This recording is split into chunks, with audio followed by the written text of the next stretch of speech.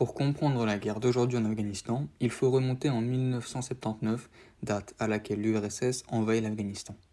À l'époque, en pleine guerre froide, la situation diplomatique entre l'URSS et les États-Unis est explosive.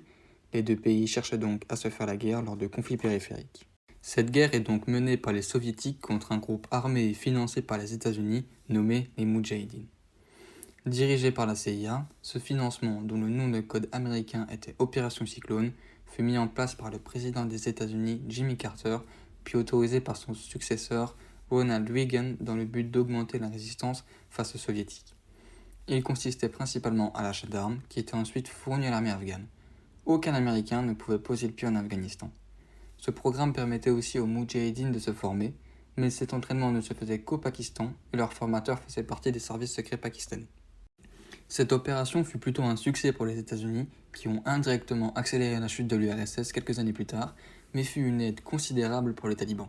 En effet, et cela s'est même retourné contre les Américains, car le 11 septembre 2001, Oussama Ben Laden commet des attentats de grande ampleur sur le sol américain. Celui-ci se réfugie en Afghanistan, alors dirigé par les talibans, et c'est pourquoi, dans le cadre de la lutte contre les pays soutenant le terrorisme, que l'Afghanistan est envahi par les Américains.